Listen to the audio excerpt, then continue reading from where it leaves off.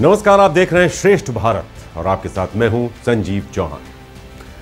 रूस यूक्रेन युद्ध को 1.5 साल हो चुके हैं। 1.5 साल से युद्ध लगातार जारी है। जैसे जैसे पूरी दुनिया इस युद्ध के प्रभाव से बाहर निकल पाई है किसी तरह से, हालांकि इसका असर अभी भी है, लेकिन अब इजराइल और फिलिस्तीन के बीच छिड़े इस महासंग्राम ने फिर से पूरी दुनिया की टेंशन बढ़ा दी है। और ये टेंशन सबसे ज्यादा खाड़ी देशों में देखी जा रही है, जिसके चलते अब बीच का रास्ता निकालने के लिए सऊदी अरब ने एक बड़ी पहल की है।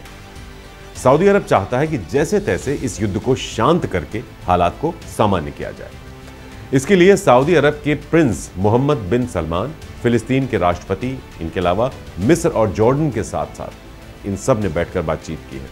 तो वहीं दूसरी तरफ उन्होंने अरब लीग में शामिल देशों के विदेश मंत्रियों की आपात बैठक बुलाई। खबर यह मिली है कि क्राउन प्रिंस ने फिलिस्तीनी राष्ट्रपति महमूद अब्बासी से बात की और कहा कि सऊदी अरब फिलिस्तीनियों के अधिकार, उनकी उम्मीदों, महत्वाकांक्षाओं और शांति के लिए उनके साथ खड़ा है। आपको बता दें, पिछले महीने ही एक निजी चैनल को दिए इंटरव्यू में मोहम्मद बिन सलमान ने कहा था कि वो जल्द से जल्द इजराइल के साथ अपने रिश्ते सामान्य करना चाहते हैं और इसके लिए वो हर मुमकिन कोशिश कर रहे हैं। लेकिन फिलिस्तीन नहीं चाहता कि सऊदी अरब और इजराइल के संबंध बेहतर हों और सऊदी उस देश की संप्रभुता को मान्यता दे। इसी के चलते अंदाजा लगाया जा सकता है कि इजराइल पर हमास के हमले से अब तक के सऊदी के तमाम प्रयासों पर लगभग पानी फिर गया है।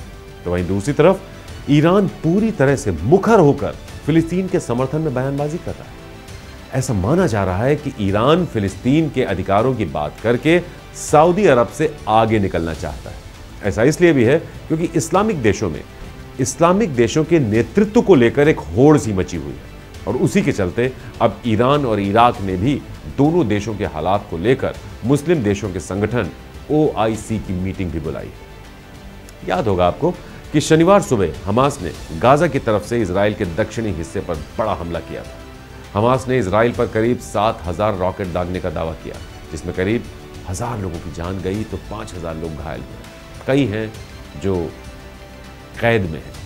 हमले के बाद सैकड़ों लोगों को हमास के आतंकियों ने बंधक बना लिया। इजराइल के प्रधानमंत्री बेंजामिन नेतन्याहू की तरफ से भी खुले तौर पर जंग का ऐलान कर दिया गया, जिसके बाद जवाबी कार्रवाई में सैकड़ों फिलिस्तीनियों समेत सैकड़ों हमास के आतंकियों के मारे जाने की खबर भी सामने आई है। बात इजराइल की करें तो दूसरे मुस्लिम देशों के मुकाबले पिछले कुछ समय में यह देश काफी तेजी से आगे बढ़ता जा रहा है, तरक्की भी कर रहा है हर क्षेत्र में।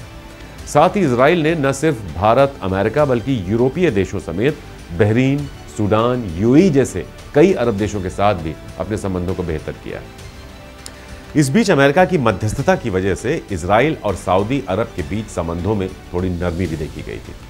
सऊदी अरब हमेशा से फिलिस्तीनी लोगों का समर्थन करता आया है, उनकी आवाज उठाता आया है। माना यह भी जा रहा है कि अमेरिका के साथ रक्षा सौदों के चलते अब फिलिस्तीन के मुद्दों को दरकिनार कर सऊदी अरब इजराइल के साथ रिश्ते सुधारने के लिए राजी हो गया था लगभग। वहीं इजराइल पर हुए हमले के बाद जो हमास ने हमला किया, उसके बाद अमेरिका की थ्योरी कुछ और ही है। अमेरिका के एक फेमस अखबार के मुताबिक इजराइल पर हुए हमले के पीछे ईरान का हाथ है। ईरान के इस्लामिक रिवॉल्यूशनरी गार्ड के अधिकारियों की निगरानी में हुई बेरूत की बैठक में हमास के इस हमले की तैयारी की गई थी। हालांकि अमेरिकी विदेश मंत्री एंटनी ब्लिंकन ने एक इंटरव्यू में कहा है कि अभी तक हमें इस बात के सबूत नहीं मिले। ईरान ने हमास के हमले में सहयोग किया है, यानी अभी तक इसके सबूत उन्हें नहीं मिले हैं, ऐसा उनका कहना है। लेकिन इतना तो तय है कि दोनों देशों के बीच काफ़ी दिनों से संबंध रहे हैं दोनों ही देशों के बीच। बता दें आपको कि ईरान से करीबी की वजह से ही सऊदी अरब से हमास की दूरी बढ़ना लाजमी था। अब जाहिर है एक के ही करीब रह सकते हैं, क्योंकि सऊदी अरब और ईरान के बीच कट्टर दुश्मनी है। ऐसे में हमास किसी एक का ही करीबी रह सकता है। इजराइल का जितना खुला विरोध ईरान करता है, उतना मध्य पूर्व में और कोई नहीं करता है।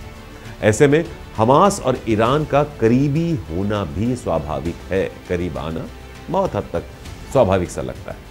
अब देखने वाली बात यह होगी कि दोनों देशों में शांति की अपील को लेकर किस इस्लामिक देश की मेहनत रंग लाती है और कौन सा देश वाकई इस्लामी देशों का मसीहा बन पाता है। तो फिलहाल अभी इतना ही, लेकिन देश और दुनिया की तमाम खबरों के लिए आप जुड़े रहिए श्रेष्ठ भारत के साथ। नमस्कार। श्रेष्ठ भारत पर खबरों से जुड़े रहने के लिए चैनल को सब्सक्राइब करें, बेल आइकन दबाएं और देखते रहें श्रेष्ठ भारत।